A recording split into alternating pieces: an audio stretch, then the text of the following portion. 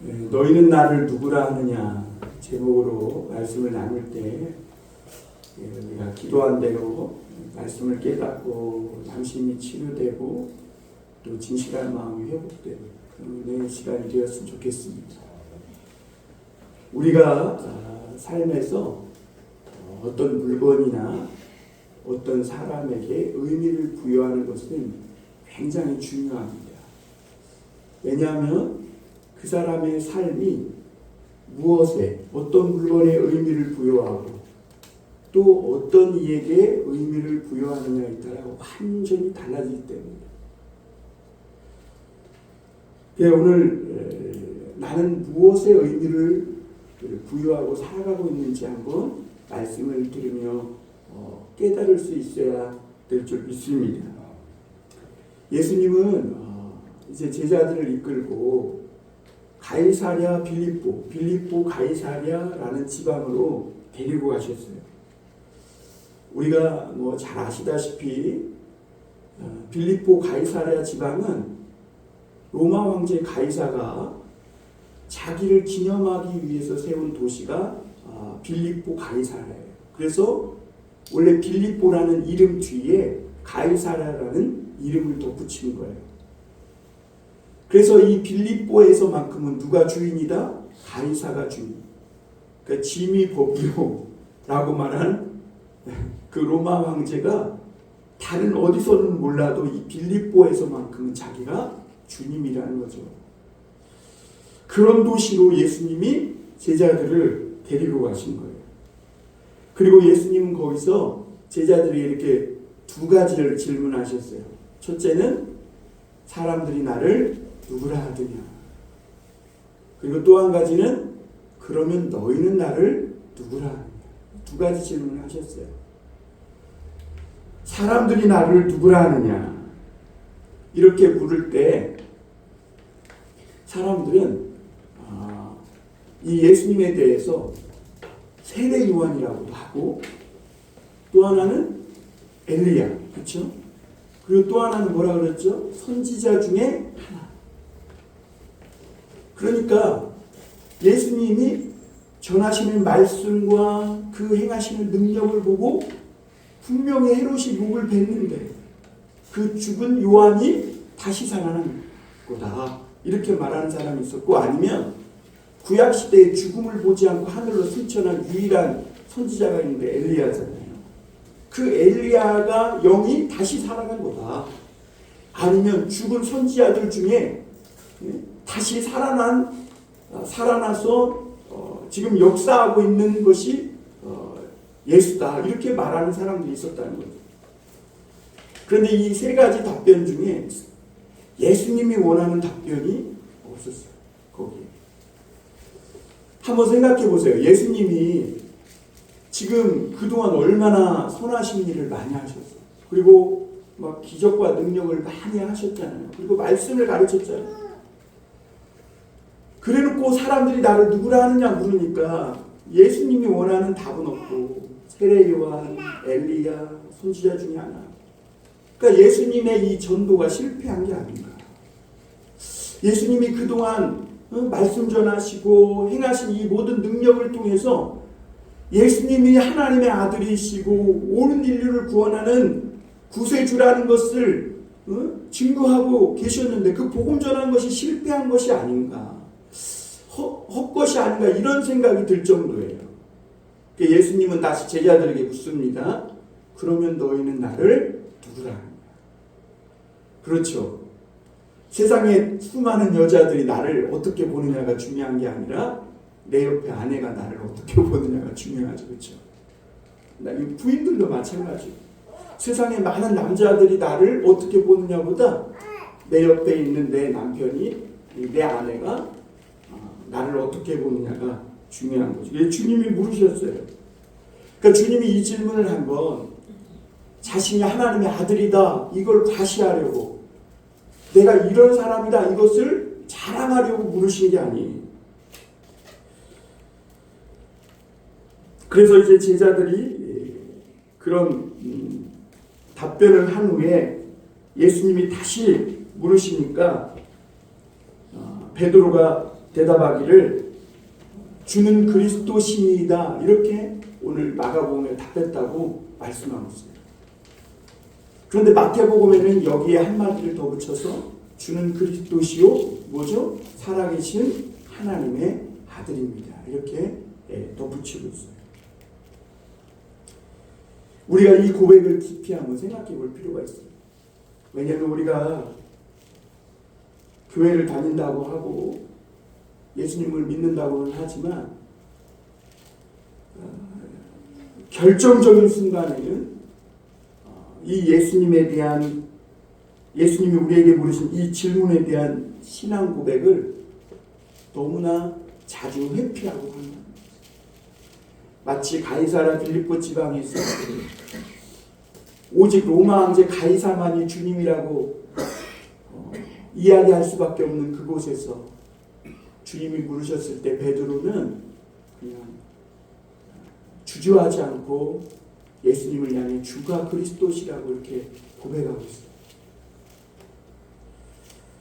그런데 우리는 일상 삶 속에서 나 예수님 믿는다 이렇게 고백은 쉽게는 하지만 결정적인 순간에는 그냥 대충 얼버버리고 숨어버리는 이런 경우가 많다는 거죠. 여러분 신앙이라는 건요 언제 어디서나 항상 똑같이 고백할 수 있어야 그게 신앙이에요. 신앙은요 이념보다 더 깊은 거예요. 저 북한에 그 이념에 세뇌된 사람들도 한국이 이렇게 잘 사는 걸 보고도 북한으로 돌아가겠다 그러잖아요. 뭐 김일성 원수 만세 막 이러잖아요. 근데 신앙은 상황에 따라 또는 어떤 공간에 따라 바뀝니다. 직장에서, 학교에서, 교회에서 고백이 달라지면 안 되는 것이죠.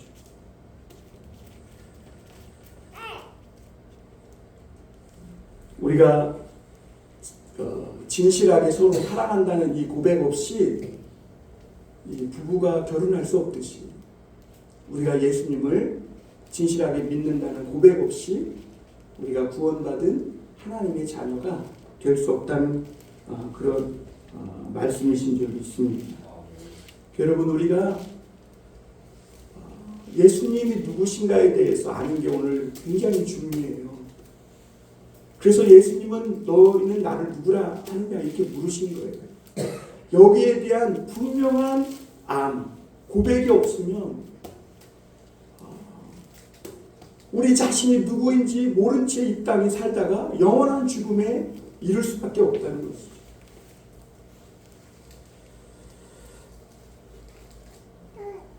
그래서 이 베드로는 즉각적으로 고백한 겁니다. 그래서 여러분 이 신앙 고백은 어느 때든지 주저하지 않아요. 계산적이지 않고요. 그리고 이해관계로 고백되어집니다. 신앙 고백은 언제든지 즉각적이에요. 여러분 오늘 저와 여러분들에게 예수님은 어떤 분입니까?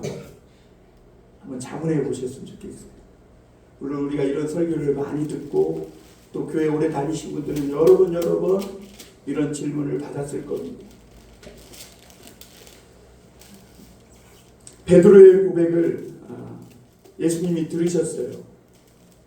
그 빌립보 가이사랴 거기서는 오직 로마 황제만 주님이라고 고백해야 되는 그런 곳인데 그렇지 않으면 죽음을 감수해야 하는 곳인데 거기에서 주가 그리스도라고 고백하는 이 베드로의 고백을 듣고 예수님이 얼마나 흡족하셨는지 몰라요. 이 베드로의 고백을 보니까 참 신앙 고백은 군더더기가 없다 이렇게 생각이 들어요. 그리고 많은 미사여구가 필요 없다 이런 생각이 들어요. 신앙 고백은 그냥 깨끗하고 간단하고 아주 심플한 거예요. 거기에 뭔가가 덧붙이는 순간 오히려 희석되는 거죠. 여러분에게 예수님은 누구십니까? 그래서 이 베드로의 고백을 주님이 듣고 너무너무 기뻐하시고 이런 말씀하셨어요. 바요나 시몬아 내가 복이 있도다. 이를 알게 하신 이는 내가 아니요 하늘에 계신 내 아버지께서 알게 하셨다 이렇게 말합니다. 여러분, 신앙 고백은, 그러니까 우리는 내가 교회 나왔고 내가 예수 믿었고 이렇게 말하는 경우가 좀 있지만, 신앙 고백이라는 건 여러분 내가 한 게 아니에요.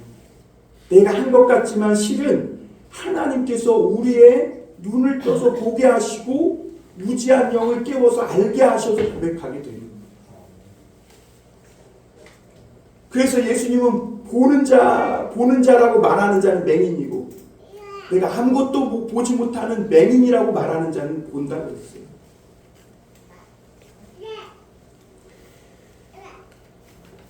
여러분, 믿음은 선물인 줄 믿습니다. 그러면 목사님, 믿음을 어떻게 가집니까? 그래서 예수님이 그랬잖아요. 기도하라고, 믿음을 달라고, 기도하라고. 하나님은요, 믿음을 달라고 기도하면 너는 주고 너는 안 주고 안 그런다는 거예요.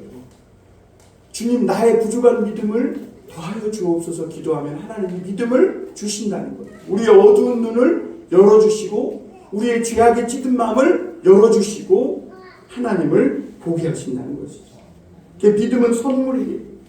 그래서 신앙은, 이 믿음은 지식이나 어떤 인간의 경험에서 나오는 것이 아니라 오늘도 성령께서 우리를 도와주셔서 우리로 예수님이 나의 구주이심을 믿고 고백하게 하시는 줄 믿습니다. 그래 여러분, 구원은 자랑할 것이 없는 것이죠. 우리 오늘 31절 말씀 한번 보겠습니다. 인자가 많은 고난을 받고 장로들과 대제사장들과 서기관들에게 버림받아 죽임을 당하고 사흘 만에 살아나야 할 것을 비로소 그들에게 가르치시되, 베드로가 그 사람들이 지금까지 보지 못했던 예수님의 정체, 예수님은 하나님의 아들이고 구세주라는 이 믿음을 고백하자 예수님은 베드로에게 이제 장차 될 비밀을 알려주세요. 전 보러 가지 마시고 예수님이 나의 구주라고 고백해 보세요. 하나님은 그 사람에게 미래를 보여주시는 줄 믿습니다. 네, 전 보러 갈 필요가 없어. 예수님이 나의 주님이라고 고백하면 예수님이 내 미래를 다 알게 해주세요.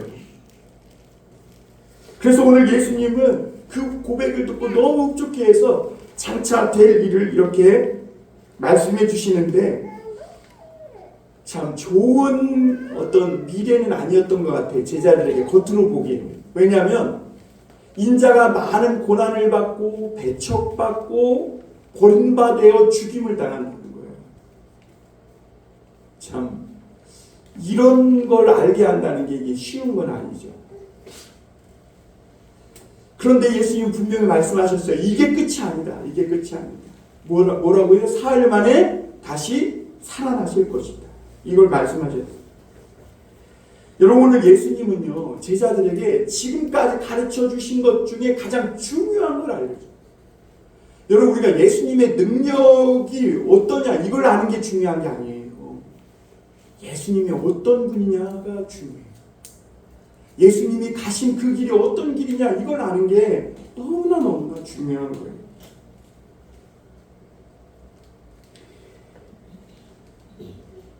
베드로가 또 한편으로 보면 이런 고백을 어떻게 할 수 있었을까? 앞서서 말씀드린 대로 물론 이것은 성령께서 베드로를 도와주셔서 한 고백인 것은 분명합니다.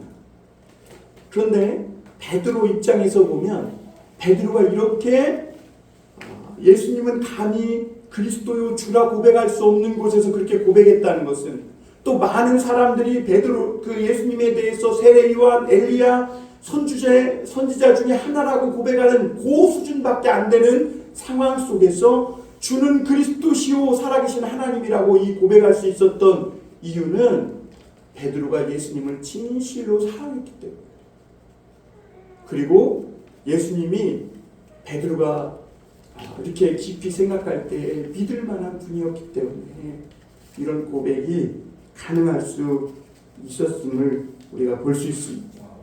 그래서 요한복음 마지막에 보면 물론 베드로가 예수님이 걱정이 돼서 십자가를 지실 때 따르는 같지만 너도 예수님 쫓아다니던 사람이지 라고 한 여종이 물을 때 베드로는 죽음이 두려워서 저주했어요. 그런데 나중에 예수님이 부활하시고 찾아오셔서 요한의 아들 시몬아 내가 나를 사랑하느냐 물으실 때 베드로는 정말 예수님을 사랑하긴 사랑해. 근데 자기가 과거에 한 일이 생각나가지고 닭이 3번 울기 전에 내가 나를 3번 부인하리라 하는 그 주님의 말씀이 생각나서 감히 사랑합니다라고 고백할 수 없었어요. 근데 분명한 사실은 베드로가 예수님을 너무너무 사랑했다는 것이죠. 그런데 그런 걸 보면 여러분 우리가 예수님을 믿는다고 하지만 입술로는 그래서 예수님 믿고 한다고 하지만 그렇다고 우리가 삶 속에서는 실제로 예수님을 믿는다는 그 입술의 고백만큼 성숙하지 못할 때가 있어요. 그런데 여러분 우리가 주의할 것이 그렇다고 저 사람 믿음 다 가짜야 이렇게 함부로 단주해서는 안 돼요. 지금 베드로는 성령의 도우심을 받아 예수님이 그리스도라고 나의 주님이라고 고백한 건 맞아요. 그러나 그가 아직 연약하고 부족하기에 그 입술로 고백한 그 믿음까지 이르지 못했기에 베드로는 아직 그 삶으로 그 믿음에 대한 고백을 온전히 살아내지 못하고 있는 것뿐이죠. 그러므로 여러분 오늘 예수님 믿으면서 내가 예수님 한번 그리스도시오라고 세례받기 전에 뭐 믿음으로 고백했다고 해서 안심하지 마시길 바랍니다. 언제든지 우리는 넘어질 수 있는 믿음이 부족하고 연약한 자라는 것을 그것이 나의 본질이라는 것을 여러분 겸손히 인정하며 살아가실 수 있길 바랍니다. 32절에 보면 이 베드로가 예수님을 나의 구주라고 고백해놓고 그리스도라고 고백해놓고 그 믿음이 부족했기에 오늘 베드로의 이 행동이 이렇게 드러납니다. 32절 한번 보겠습니다. 드러내놓고 이 말씀을 하시니 베드로가 예수를 붙들고 항변하니 이게 무슨 말이냐면 이 베드로가 예수님이 너희는 나를 누구라 하느냐라는 이 질문에 베드로가 예수님은 그리스도라고 답했죠.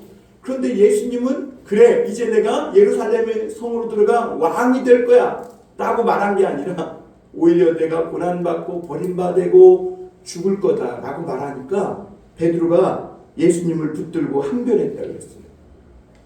여기서 보면 붙들었다는 게 took him aside, 그러니까 예수님이 이 말씀을 하니까요 예수님을 질질 짜가 끌어다가요 딴 곳으로 가서 예수님께 어떻게 한 거예요? 꾸짖은 거예요. 꾸짖은 거. 그러니까 소위 쉽게 말하면 예수님을 사람 없는 곳으로 끌고 와가지고 막 예수님한테 야단친 거죠. 베드로가. 그러니까 예수님이 뭐라고 말해요? 이 사탄아. 방금 그리스도라고 고백했던 베드로가 졸지에 뭐가 된 거예요? 사탄이 된 거예요. 여러분 우리는 예수 믿으면서 충분히 그럴 수 있다는 걸 여러분 이해하셔야 돼요. 내가 믿음에 있는 동안 성령의 도우심으로 믿음에 있는 동안은 하나님의 생각을 하고 하나님으로 충만할 수 있지만 믿음을 버리는 순간 믿음이 충만하지 못하는 순간은 언제나 우리가 사탄의 도구가 될 수 있다는 사실도 여러분 잊지 말고 사셔야 합니다. 내 뒤로 물러가라. 내가 하나님의 일을 생각하지 않고 도리어 사람의 일을 생각한다 그랬어요. 베드로가 예수님에게 이 사탄이라는 말을 들은 이유가 뭐예요? 하나님의 일을 생각지 않고 사람의 일을 생각한다 그랬어요. 이것은 예수님께서 지금 베드로의 영적 상태를 꿰뚫어 보신 거예요. 베드로는 지금 겉으로 보일 때는 굉장히 신앙적인 것 같았지만 그의 지금 마음 상태는 하나님의 뜻과는 멀어져 있음을 볼 수가 있었던 것이죠. 사람들은 겉모습을 보고 신앙이 좋다고 합니다. 저 사람이 막 교회도 뭐 열심히 다니고 뭐 헌금도 많이 하고 뭐 새벽 기도도 안 빠지고 막 하니까 믿음 좋다 믿음 좋다. 세상에서는 나쁜 짓 더 많이. 왜 그런지 아세요? 겉모습은 믿음 좋은 척 할 수 있지만 사람의 속마음은 또 다를 수 있기 때문에 우리는 믿음이 떨어지는 순간 목사가 아니라도 목사 할아버지라도 언제든지 사탄에게 이용될 수 있어요. 그래서 사도 바울은 너가 너희 자신이 믿음에 있는가를 늘 한번 확정하여 보라. 확정하여.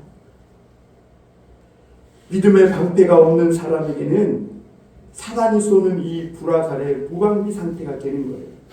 그래서 예수님은 베드로에게 사탄아라고 꾸짖으신 거예요. 왜냐하면 이것은 베드로에게 얘기한 게 아니라 베드로 뒤에서 역사하는 사탄을 예수님이 봤기 때문에. 베드로가 사탄이라는 말이 아니에요.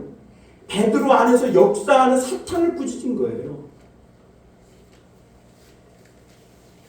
예수님이 베드로가 이 말을 듣고 예수님을 고소한 거 어떻게 되겠어요? 예수님의 이 말씀을 통해 우리가 오늘 좀 곁길로 가지만 생각해 볼 것은 사단이 어떤 존재라는 걸 좀 가늠해 볼 수 있어요. 사탄은 하나님의 일보다 사람의 일을 먼저 생각하는 존재가 사탄이다. 우리가 무슨 일을 결정할 때 하나님의 뜻을 생각지 않아요. 사람의 생각을 먼저 해요. 지금 현실이 이러니까 내게 이 사람밖에 없어. 내게 돈이 이것밖에 없어. 그러니까 불법과 타협하고 자꾸 인간적으로 생각하는 거예요. 이게 사탄이 일하는 방법이라는 것이죠.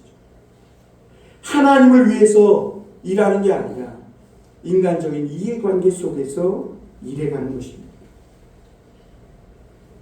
아직 하나님의 말씀과 뜻대로 생각하고 행동하고 일하는 것에 익숙치 않고 거기에 길들여지지 않은 거죠. 그렇죠? 그게 신앙이 미성숙한 사람이 그런 사람들에게 언제나 사탄이 틈을 탈 수 있다는 거죠. 오늘 사실 이런 모든 일들을 보면 참 좋은 일은 아니에요. 가슴 아픈 일이죠. 그런데 이런 일이 있고 난 후에 예수님은 오늘 우리에게도 중요한 진리를 가르쳐 주시는데요. 34절 이후의 말씀입니다. 같이 한번 읽어볼까요? 34절 시작. 무리와 제자들을 불러 이르시되 누구든지 나를 따라오려거든 자기를 부인하고 자기 십자가를 지고 나를 따를 것입니다. 여러분, 이런 가슴 아픈 사건 이후에 예수님은 아주 중요한 진리를 가르쳐 주셨는데 첫 번째 메시지가 누구든지 나를 따라오려거든 이었습니다. 여러분, 우리가 예수님을 따라가려면 어떻게 해야 돼요? 예수님의 길로 들어서야죠. 그렇죠? 예수님을 따라가는데 예수님의 뒷공문이 쫓아서 예수님이 가신 그 길로 들어서야죠. 예수 믿고 교회 다닌다는 것은요, 예수님의 길로 들어선다는 거예요. 세상 사람들이 다 가는 넓은 길, 그런 길이 아니라 이게 좁은 길이든 꽃길이든 넓은 길이든 가시가밭길이든 예수님의 길로 간다. 거길로 나는 들어선다 라는 뜻인 거죠. 그 예수님이 앞으로 고난받고 막 배척받고 버림받아 죽임을 당할 것이다. 나는 곧 앞으로 이 길을 갈 것이다 라고 베드로에게 가르쳐 주셨어요. 왜? 베드로가 그리스도라고 고백하니까 예수님이 더 깊은 이야기를 하신 거죠. 그런데 베드로는 예수님을 붙들고 항변해요. 그리고 예수님을 데리고 가요. 그게 무슨 말이에요? 주님 다 좋다는 거예요. 다 좋은데 베드로가 예수님의 길로 들어서려고 하는 게 아니라 예수님을 어떻게 하는 거예요? 자기가 끌고 베드로의 길, 자기의 길로 예수님을 오셔야 된다는 거예요. 그래서 이 베드로가 예수님을 질질 끌고 자기가 예수님의 길로 들어서려는 게 아니라 예수님을 자기 길로 끌고 가려고 한 거예요. 베드로가. 그래서 주님이 사탄아 그러신 거예요. 베드로는 예수님을 주님이라고 분명히 고백했어요. 그런데 예수님의 길로 가려 하지 않고 예수님을 붙들고 항변하고 오히려 예수님을 꾸짖는 걸 볼 수가 있습니다.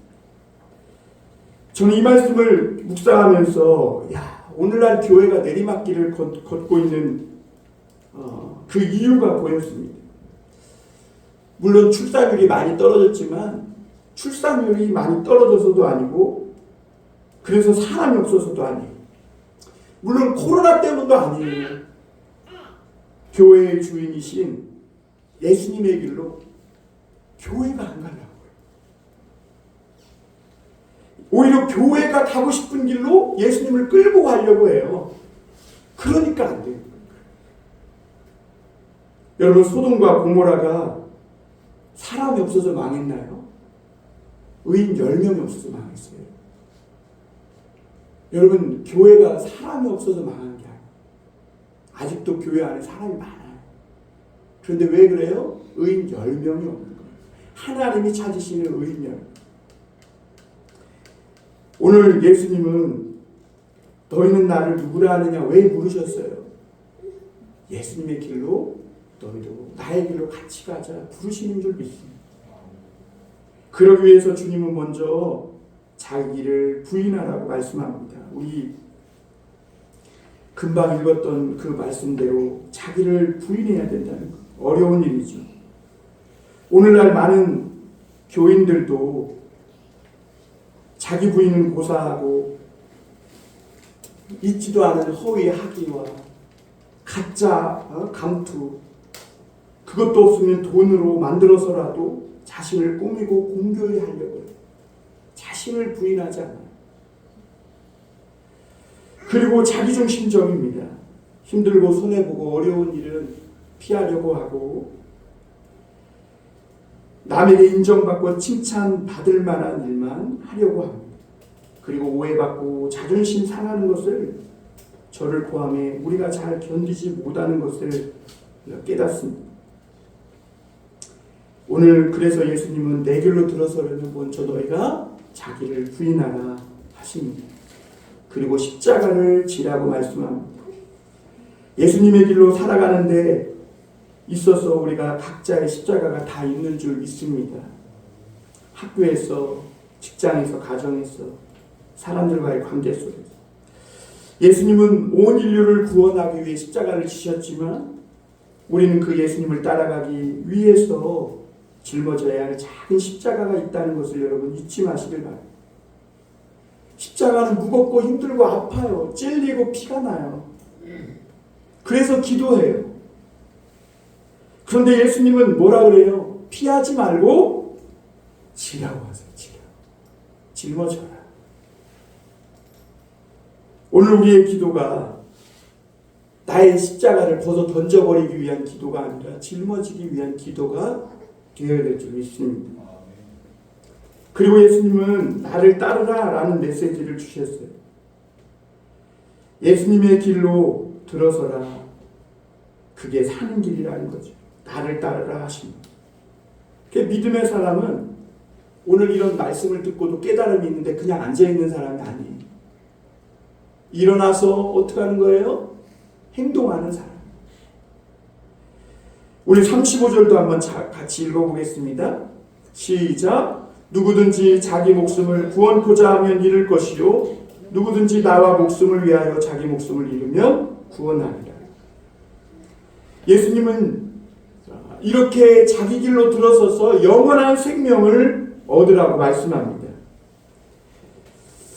여러분, 오늘 이 예수님의 말씀을 한번 생각해 볼 필요가 있는데 이게 뭐냐면 우리가 하나님의 영원한 생명, 은혜, 영생을 얻기를 원합니다.